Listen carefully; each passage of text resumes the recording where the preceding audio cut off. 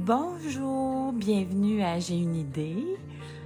Aujourd'hui, c'est un drôle de titre, hein? Parce que oui, c'est rare que j'y vais par la négative, mais vraiment. Le documentaire sur Charlie Sheen sur Netflix, quel vide abyssal!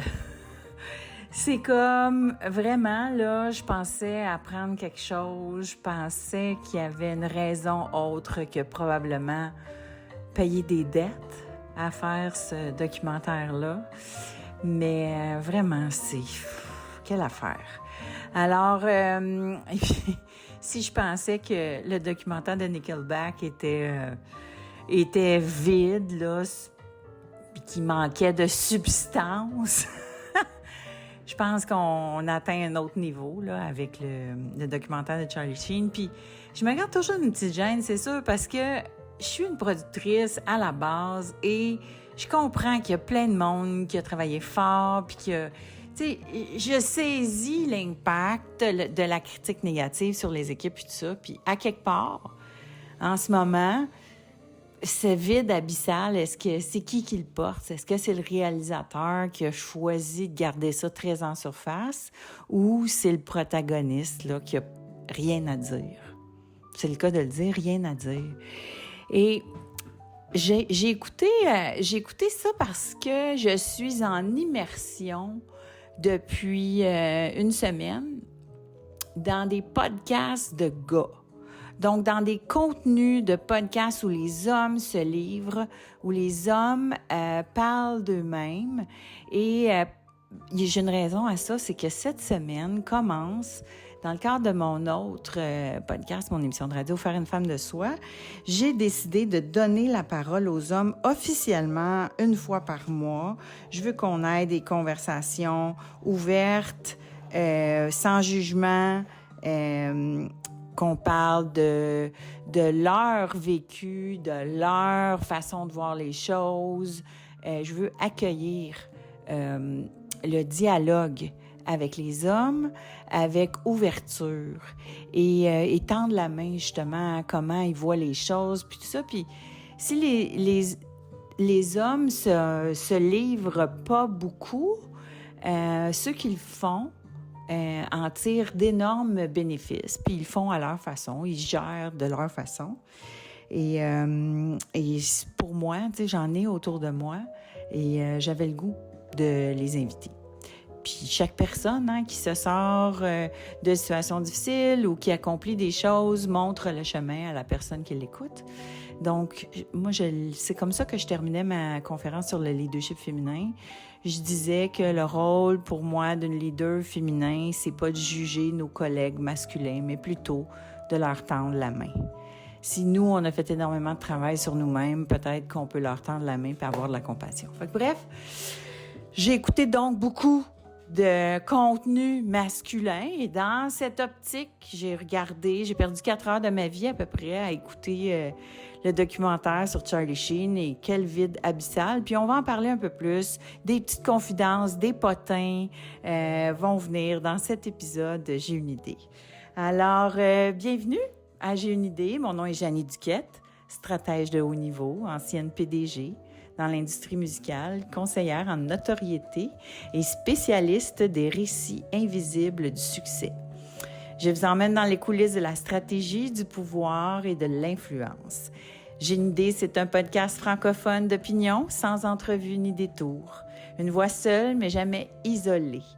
Ici, on ne commente pas l'actualité, on la décortique pour mieux comprendre les dynamiques derrière le succès. C'est un podcast pour ceux et celles qui veulent penser plus loin, voir autrement et bâtir avec intention. Donc, merci d'être là tout le monde.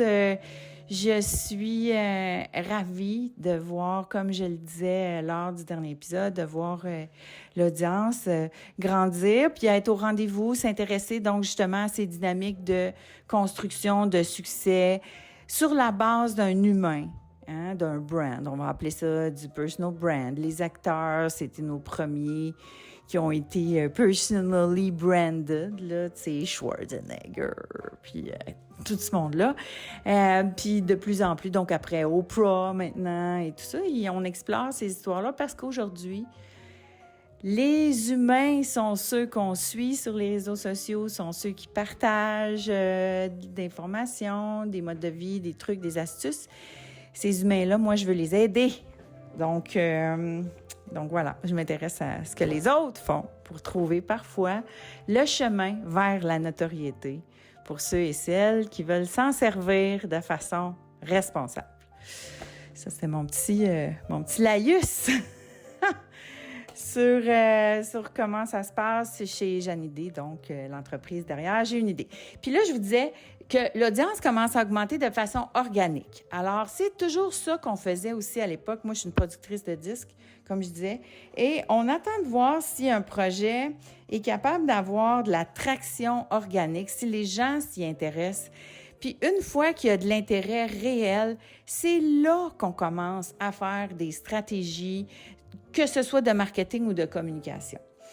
Donc, dans l'exemple de mon podcast, J'ai une idée. Donc, c'est un an qui existe. On est à 78e épisode. C'est un petit projet qui est commencé au départ pour ma clientèle, mais qui a grandi, là, parce qu'il y a d'autres gens qui se sont mis à l'écouter. Puis, maintenant qu'on a assez de traction organique, c'est maintenant que je recommence à faire de la promotion.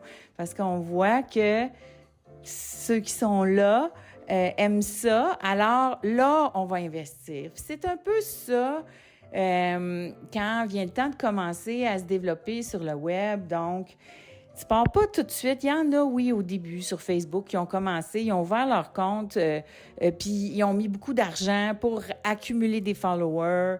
Ils ont investi pour devenir les premiers. Mais là, dans un moment où les plateformes sont saturées, c'est plus comme ça que ça fonctionne. Fait qu'on commence toujours par développer un vrai contact avec les gens, puis après.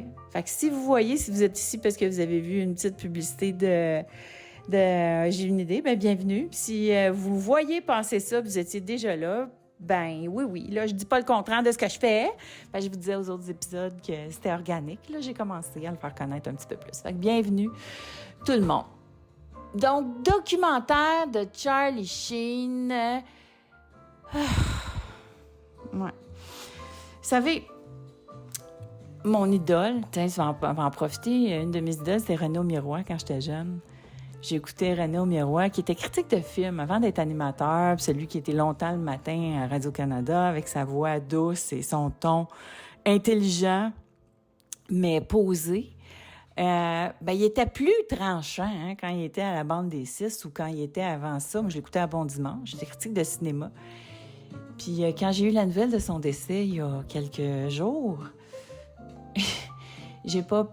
c'est quelqu'un qui a eu de l'influence, veut pas. Les gens se rendent pas compte, hein. Plus on découvre quelqu'un jeune, plus il peut avoir de l'influence. Donc lui, c'était un critique, puis il tripait sur le culturel, puis il racontait comment il aimait des choses, mais comment des fois, j'ai haï ça.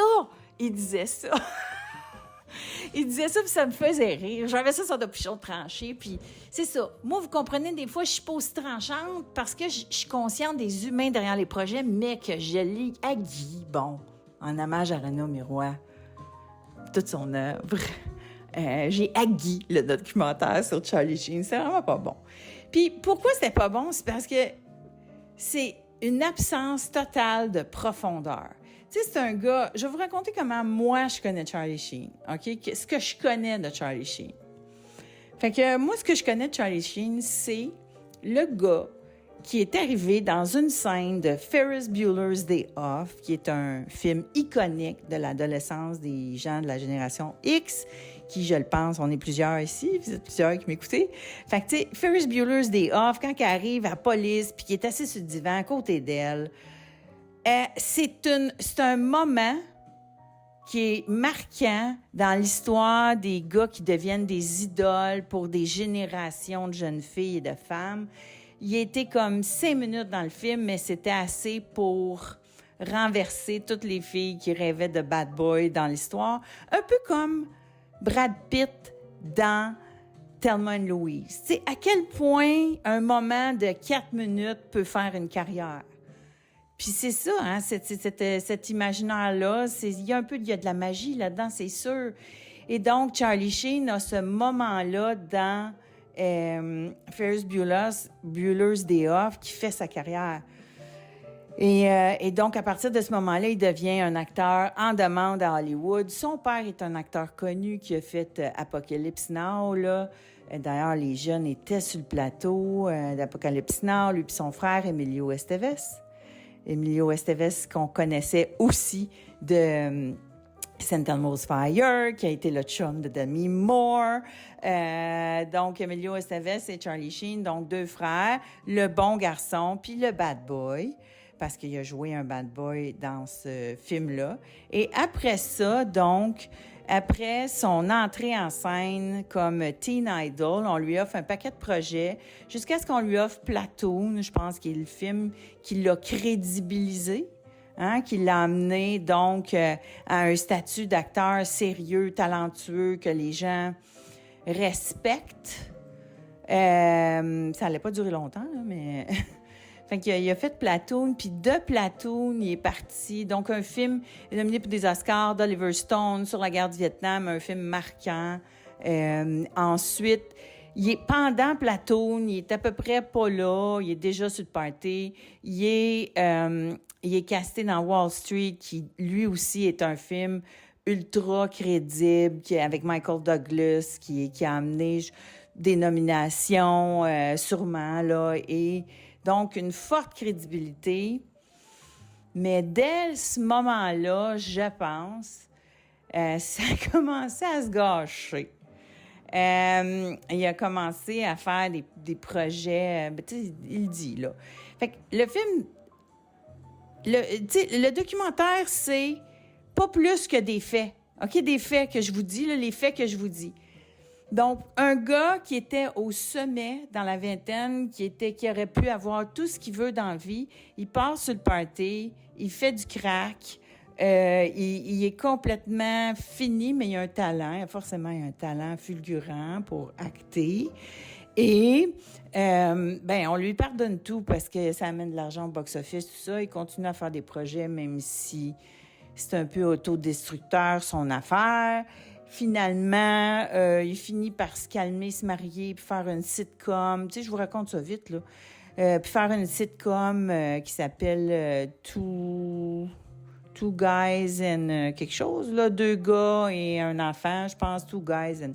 En tout cas, la sitcom qu'il a faite, je me rappelle même plus ça, le nom de sa série classique, là, pour vous dire comment est-ce que... je vais bien aller, en même temps que je vous parle, je vais bien aller sur Internet Movie Database pour vous dire le bon titre, là.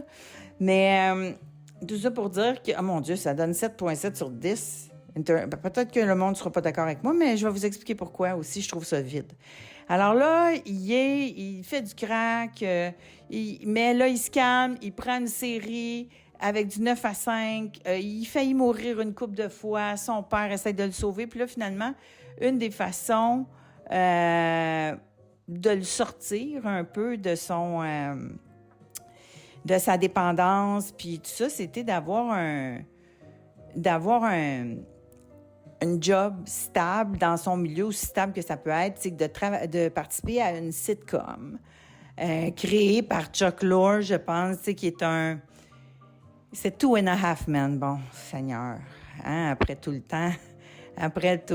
Donc, Chuck Lorre, c'est un des auteurs de sitcoms les plus talentueux et prolifiques, là, aux États-Unis. Donc, il a fait plusieurs sitcoms que vous écoutez, que vous avez aimés, et dont Roseanne, là. Tu sais, Roseanne, c'est un grand classique.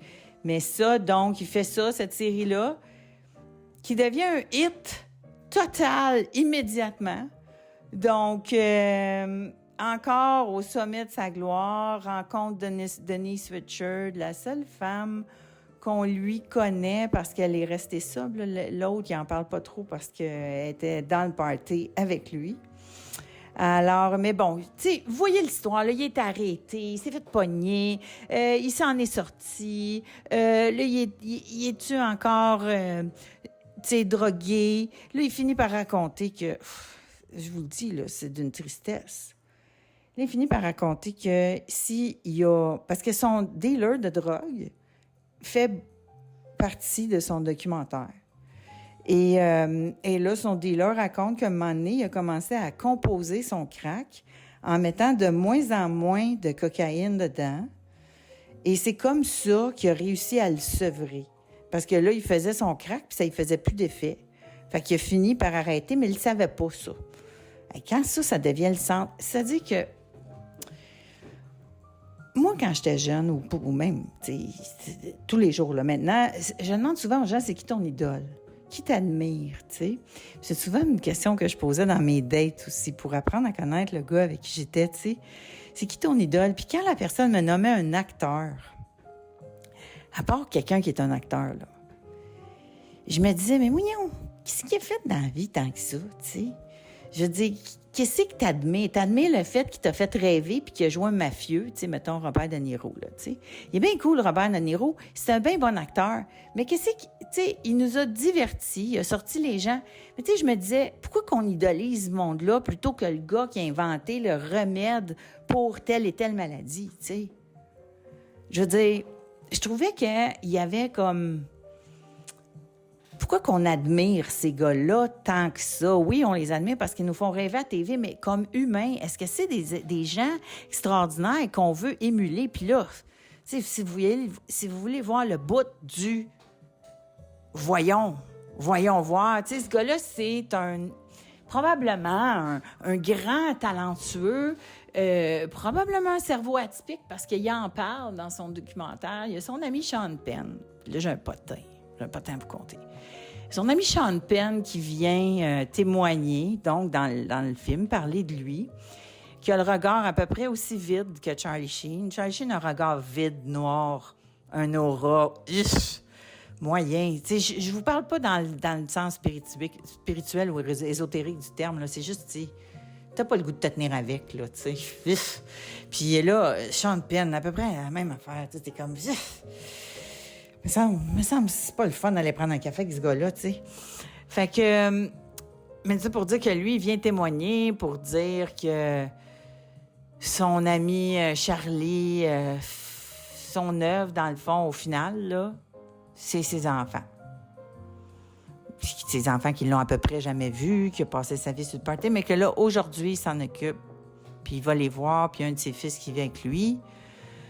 OK, mais là, qu'est-ce que, tu sais, au lieu de sniffer tout cet argent-là, my God, tu sais, il raconte là, qu'il faisait 2 millions par épisode à un moment donné dans Two and a Half Men, là.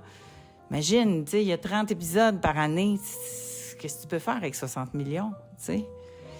Tout ce que tu peux changer dans le monde, tout ce que tu peux faire avec ce pouvoir-là, ce cadeau-là. Donc, Sean Penn, c'est le seul qui vient donner comme une espèce d'indice sur... Parce que là, c'est ça. C'est que sur qu'est-ce qui se passe dans sa tête à Charlie Sheen. Pourquoi qu'il fait ça? Comment qu'il se sent? Comment qu'il vit ça? Tu sais, il n'y a aucune profondeur, aucune introspection, aucun regard sur lui-même. Juste, j'ai fait ça. Après ça, j'ai fait ça. Puis là, ouais, ça, je m'excuse, j'ai fait ça. Puis là, peut-être ça, j'ai fait ça. C'est comme, puis là, Charlie Sheen, pas Charlie Sheen, mais Sean Penn, il dit, j'arrive à mon potin. Sean Penn, il dit, il y avait un cerveau probablement pas comme les autres, il y avait comme une constitution pas comme les autres. On le voyait, et là, il y a son l'acteur qui joue avec lui dans Two and a Half Men, il dit, Charlie, c'est un gars qui est rempli de peur.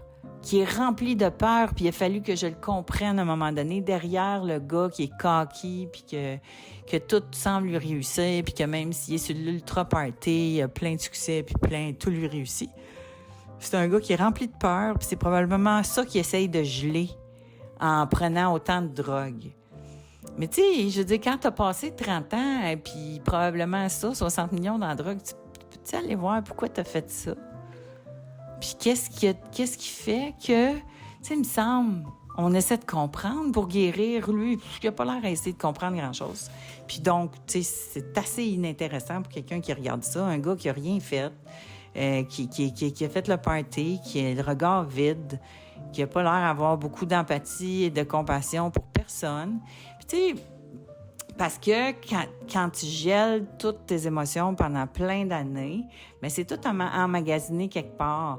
Puis ça fait que t'as plus d'âme. Tu sais, je sais pas comment dire. Ça fait que t'as plus de vagues à l'intérieur de toi. Tu sais, les émotions, c'est des vagues. C'est des vagues qui créent de la vie, qui créent de la réaction, de l'intensité, c'est ça qui crée de la connexion avec les gens. Hein, on le dit, on le sait, c'est la vulnérabilité qui fait qu'on connecte le plus avec les gens dans notre vie. Alors, quelqu'un qui devient tellement déconnecté de toutes ses émotions, puis de tout ce qu'il a vécu, il n'y a absolument plus aucune façon de connecter avec les gens. Puis ce personnage-là qui nous parle, là, lui aussi, il est vide, puis il est pas très, très intéressant. Pourtant, c'était un bon acteur, tu sais, généralement. Il aurait peut-être pu jouer ça, mais en tout cas. Fait que ça pour dire que c'est vraiment pas là. Il y a vraiment rien là. Et là, je vais vous amener dans... Ah, mon potin. J'oublie mon potin. Fait que Sean Penn qui parle une fois de temps en temps. Là, j'ai une histoire à vous raconter. Quand j'étais étudiante en droit, je l'ai peut-être raconté dans un épisode ici, mais en tout cas. Quand j'étais étudiante en droit, j'avais une amie qui habitait à Los Angeles, puis qui voulait être actrice, puis qui faisait des auditions, puis tout le kit. Puis, fait que un été, j'étais allée la visiter pendant une semaine. Je pense, je suis partie à Los Angeles, je m'en vais la rejoindre. Puis, dès le premier matin, je pense que j'arrive, j'étais encore décalage horaire, puis tout ça, mais je suis bien contente d'être là. Elle dit, j'ai une surprise pour toi. Elle dit, quelqu'un vient te chercher, puis on s'en va quelque part. Fait que j'ai dit, OK. Fait que j'ai à peu près 21 ans, je pense. Puis là, on s'en va quelque part. Là. Un de ses amis vient nous chercher, il s'appelle Rick. Il y a une décapotable, il nous amène, je pense, dans une décapotable. Puis il nous amène, on s'en va, ce que j'allais comprendre plus tard, on s'en va à Malibu. Fait que, puis elle habitait à Santa Monica.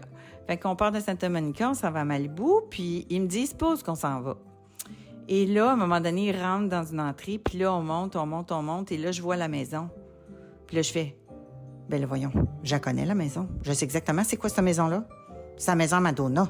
Je le sais que c'est la maison Madonna, parce qu'on l'a vu assez dans les tabloïds, puis ça. Puis c'est sa maison. On s'en va là. Qu'est-ce que c'est ça? Mais tu sais, si ça avait été Madonna, il me semble qu'elle me l'aurait dit. Puis là, on arrive là, puis on cogne à la porte, puis ça rouvre la porte, puis c'est Sean Penn. OK. Fait qu'on était dans l'ex-maison de Madonna, parce que quand ils se sont divorcés, c'est lui qui a gardé la maison.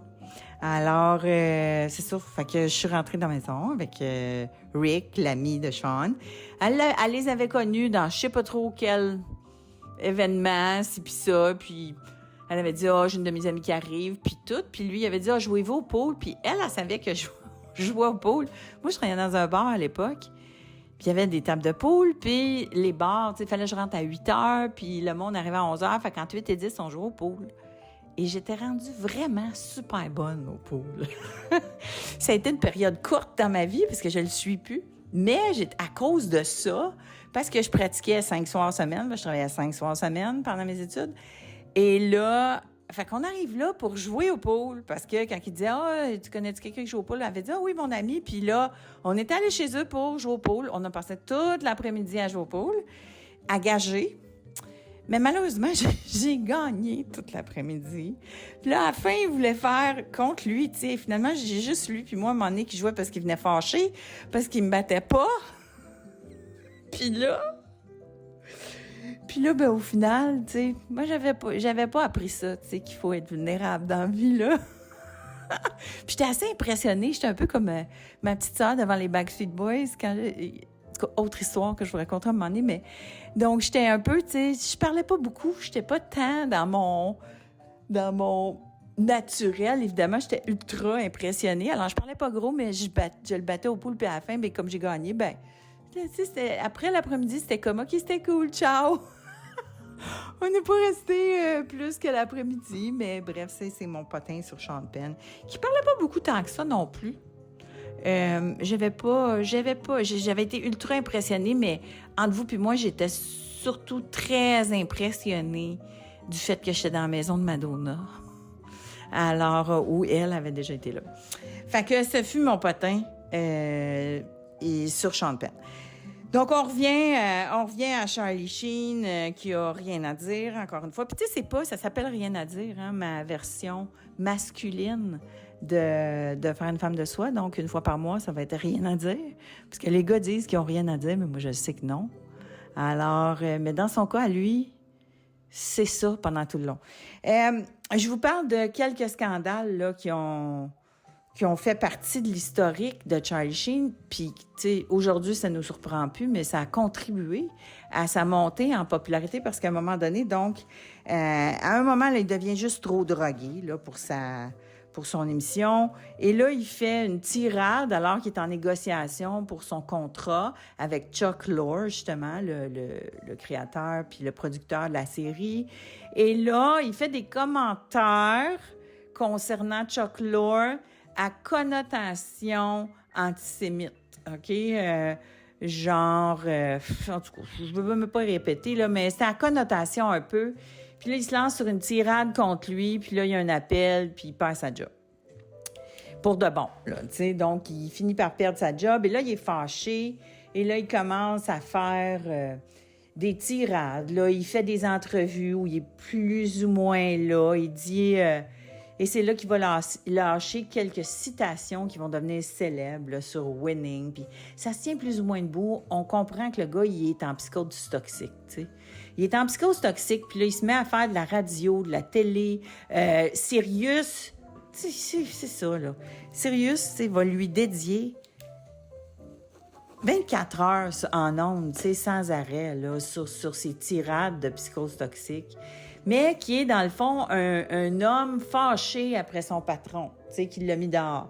Fait que là, il est fâché après son patron, un angry man, là. Il devient un angry man, puis là, il va avoir des séries, il va même faire une tournée où il va aller sur scène raconter tout puis n'importe quoi. Ça va laisser les gens qui le suivent déçus, dire « Voyons, je suis venu pour l'entendre dire n'importe quoi pendant 2 heures. » Mais, tu sais, c'est le angry man là, qui attire les gens à l'époque en 24 heures après son entrevue à télé où il était en psychose toxique. Il y a eu 1 million de personnes qui ont commencé à le suivre sur Twitter. Tu sais, quand je vous dis le contenu qui fonctionne repousse autant qu'il attire, ça en est un bon exemple, mais c'est pas pour les bonnes raisons. T'sais, on voit aussi dans les crowds, les gens qui le suivent à l'époque où il est tout croche, là, on voit, c'est la genèse du mouvement là, fâché qui suit genre Donald Trump. Je sais qu'ils sont pas tous fâchés, là, mais il y en a des fâchés dans sa gang. Fait que ça... Donc, je vais pas trop commenter là-dessus parce que je m'y connais pas. C'est quelque chose, je fais de l'évitement volontaire par rapport au dossier Donald Trump. Fait que ça pour dire que là, à cette époque-là, donc, il se ramasse beaucoup de fans. Puis, mais là, quand il en parle, donc, dans le documentaire, il a honte de cette partie-là de sa vie, avec raison. Vous regarderez ça, là. C'est pas glorieux, mais tu sais, ça fait penser un peu aux épisodes de Kanye West. Ceci dit, Kanye West est un vrai artiste. Peu importe les psychoses, puis toutes les tirades qu'il peut avoir, c'est un vrai artiste. Puis moi, je l'ai tout écouté, le documentaire sur Kanye West qu'il y avait sur, je sais pas s'il est encore sur Netflix, là, qui s'appelle Ye. Puis tu sais, c'est autant, oui, il peut y avoir des périodes comme ça, il y a quand même quelque chose de plus un peu à contribuer. Il a contribué de part... à sa communauté, à la musique. Il y a quand même là, une certaine contribution, si je compare les deux. Mais tout ça pour dire que... Donc, toute cette période-là, c'est un peu honteux pour Charlie Sheen, mais ce qui lui a fait très mal, je dirais, c'est il y a quelques années, c'est... d'ailleurs, c'est drôle parce qu'il y ressemble. Il y a Corey Feldman, qui était un jeune acteur très connu quand on était jeune. Il jouait dans les Goonies, il a joué dans Lost Boys. Puis tu sais, il y avait les deux Corey, il y avait lui puis Corey Haim. Il a été ami avec Michael Jackson. Tu sais, vous voyez le genre, là, il était ami avec Michael Jackson, Chris Tucker qui est un grand chum de Charlie Sheen aussi. Puis là, ça c'était un peu tout dans la même gang. Et là... Corey Feldman a dit dans un documentaire, puis dans une entrevue, mais alors que personne ne le croit, et que Corey Haim, qui était son comparse, puis qui s'est enlevé la vie ou qui est mort d'une overdose, a été violé par... Excusez pour le mot, là. Excusez, j'ai oublié de faire un trigger warning, mais... Donc, il a été agressé par Charlie Sheen sur le set de Lucas, qui est un film qu'il a fait avant Platoon, avant Ferris Bueller's Day Off, je pense, ou entre les deux. Puis il a été agressé par lui, puis c'est ça qui a mené à la chute de Corey Haim. Et c'est sorti là, vraiment partout. Il l'a pas poursuivi. Il maintient sa version à ce jour, Corey Feldman. Puis là, ben Corey Feldman, quand toutes les... tu sais, il a fait beaucoup de bruit pour alerter les gens sur les abus d'enfants à Hollywood. Personne ne le croyait, mais là, quand les documentaires ont commencé à sortir il y a 2 ans sur ce qui s'est passé à Disney puis tout ça, là, les gens, tout le monde, il y avait même un hashtag sur les réseaux sociaux qui disait « We owe an apology to Corey Feldman ». Tu sais, tout le monde disait « faut qu'on se... Hein, tu sais, qu'on dise... qu'on demande pardon à Corey Feldman, il aurait fallu qu'on le croie toutes ces années-là, mais tu sais, c'est quelqu'un qui a eu des problèmes de drogue, qui a pas eu autant la carrière rayonnante qu'un Charlie Sheen. Alors là, tu te dis, on aurait dû le croire. Et il l'adresse dans le documentaire juste pour dire « It's a bunch of bullshit ». C'est son seul commentaire. It's a bunch of bullshit. Il dit, c'est pas vrai. Puis même sa mère a dit que c'était pas vrai. Parce que dans un article, sa mère a dit. Puis là, il dit, ben, je l'ai pas poursuivi parce que je veux pas lui donner de l'attention. Et ensuite de ça, ah oui, parce que là, à un moment donné, on a appris, je sais pas, il y a comme 10 ans, tu sais, pour vous dire, même avant sa tournée, là, de Psychose toxique, là, même avant ça, là, tu sais, pour vous dire à quel point quelqu'un, on y pardonne tout. Tu sais, ben, son public, il pardonne tout, là. Et là, il a annoncé qu'il était HIV positive, qu'il était porteur du virus du sida. Alors, ce qui, il y a plusieurs années, aurait pu contribuer, tu sais, les gens savent, tu sais, oh my God, il s'est promené partout, il a eu plein de maîtresses, tout le monde sait que c'est un courageux, puis là, ben, il l'a-tu donné à plein de monde, puis, tu sais, ça aurait pu faire ça, mais comme c'était Charlie Sheen, puis qui était reconnu comme le bad boy de Hollywood, puis qu'il n'y avait pas une semaine qu'il n'y avait pas des frasques dans tous les tabloïds sur lui, ben, le monde a fait « Ah, ben oui, tu sais, c'est pas étonnant, tu sais, prendre la drogue depuis longtemps. » Mais ce qu'il rajoute à un moment donné à la fin du documentaire, c'est que là, il dit de façon très subtile, sans jamais le nommer, que avec sa consommation de drogue, mais qui a commencé quand il avait 16 ans, qu'avec sa consommation de drogue, il a toujours eu des relations avec les hommes et les femmes. Donc, ça, c'est quelque chose qu'il n'avait jamais dit. Il dit sur le bout de la langue. OK. Et là, il rajoute ça dans... Mais il fait juste dire les faits. T'sais, il explique rien. Il explique rien de est-ce que ça a été quelque chose dans sa vie? S'est-tu posé des questions? Ça a-tu causé? Tu sais, à quelque part, tu vois quelqu'un qui fait des phrases puis qui a 40 ans, probablement de catastrophe humaine sur son passage, tu sais. Je veux dire, quelqu'un, parce qu'elle dit, c'est quand il était drogué, il était pas agréable, tu sais, quelqu'un qui peut être violent, qui peut être, tu sais, qui a pas de considération comme pour les autres. Tu sais, vous savez ce que ces drogues dures-là font, là. T'as pas de considération, t'as pas d'émotion, t'es détaché. Ça devait être difficile pour le monde qui travaillait avec, difficile pour le monde qui restait avec, ça devait être difficile pour ses enfants, ça devait être difficile, tu sais, pour tout le monde. Les seules personnes pour qui c'était pas difficile, c'était pour la gang qui faisait de l'argent avec lui, tu sais. Mais ça devait être dur pour eux autres aussi, tu sais. Mais quand c'est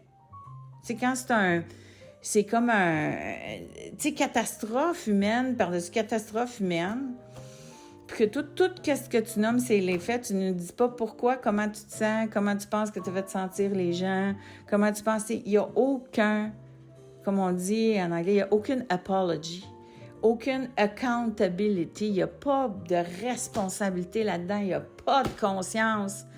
C'est vide, là, comme dans le vide. Puis là, j'ai fini par d'écouter ça, puis là, je me dis, tiens, pourquoi il a fait ça? Tu sais, pourquoi il a fait ça? Bien, il lâche une petite phrase à un moment donné que je me dis, ah, ça doit être pour ça. Parce qu'il dit que là, après toutes ces années de derby de démolition, malgré les succès et les accomplissements, en ce moment, de la misère à trouver de la job. En ce moment, parce que là, s'il fait un livre puis un documentaire, c'est clair que c'est parce qu'il y a un chèque qui vient avec. Puis il a dit oui, mais il veut rien dire. Fait que c'est plate. Puis on perd encore... Mais c'est comme à quelle heure qu'on va lui dire que c'est avec tout ce qu'il y a, puis il n'est pas encore trop tard. Si tu veux une vraie rédemption, mon gars, c'est à quelle heure, là? C'est à quelle heure que tu fais une vraie rédemption? Parce qu'un gars de même, là, parce que là, c'est ça qui m'a maudit, un gars de même, là, qui prend réellement conscience de ce qu'il a fait, qui va vraiment au fond de ce qui a été la mouvance qui a provoqué autant de, je vais dire bassesse, OK? Excusez, là, mais tu sais, je veux dire, on s'entend, là, c'est pas Mère Teresa, là, fait que j'ai le droit, là, de trouver ça, hein? Je sais que je suis un peu intense, là, j'aime pas ça être trop intense de même, parce que c'est un humain, là, mais tu sais, imaginez-vous tout ce qu'il pourrait faire s'il y avait une vraie rédemption, s'il allait au fond de lui-même. Tout le monde qui pourrait aider pour vrai. Parce que quelqu'un qui traverse des épreuves peut aider. Puis il est suivi par plein d'hommes qui souffrent. Il est suivi par plein de monde qui ont des problèmes de dépendance. Il est regardé par plein de monde qui ont eu des échecs, de la violence, qui luttent avec leur identité sexuelle. Tu sais, tout ça, là. Il y a les moyens de le gérer puis de le régler. Il y a du bon monde autour de lui. S'il allait au-delà de ce qu'il est en train de faire là, ça servirait pour plus que juste lui. En ce moment, il veut juste faire de l'argent puis se faire réengager. Il aidera absolument personne avec ce documentaire-là.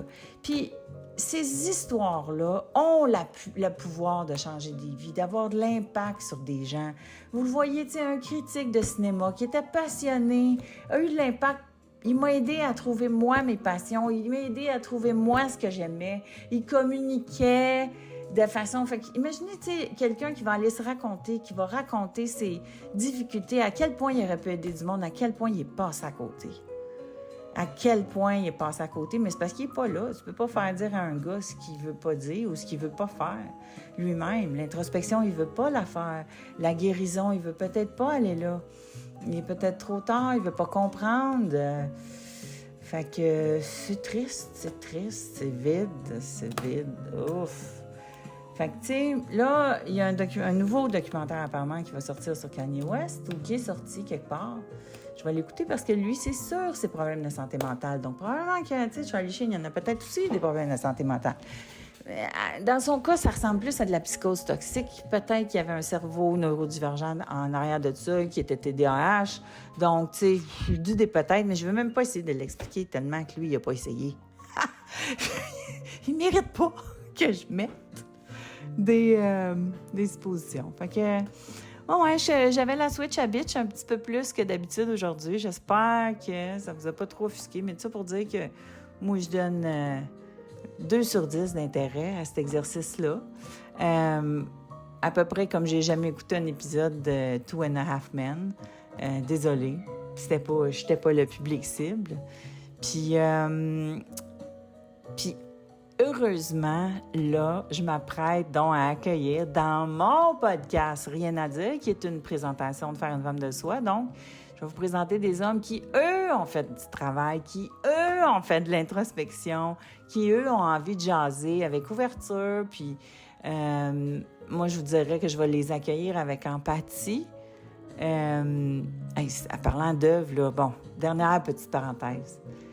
J'ai passé quelques heures en fin de semaine à aller voir les Français capoter sur la série Empathie. Tu sais, vous voyez, du divertissement qui peut changer des choses, là, plus que divertir les gens, mais ouvrir leur cœur, ouvrir leur âme, ouvrir justement leur empathie envers les autres. La série Empathie, donc, est en train de faire un carton en France, mais un carton. Alors, Florence Lompré a été accueillie à peu près à toutes les grosses émissions, là, sur Europe 1, sur les émissions de radio, vous irez voir ça. Tu sais, les Français, là, sont dithyrambiques, les médias sont dithyrambiques sur Empathie. Bon, bref, petite parenthèse. Fait que tout ça pour dire que Manquez pas ça. Donc, cette semaine, mon premier invité, c'est Régent Gauthier, l'animateur de La Jungle des Affaires, qui est un gars sans filtre.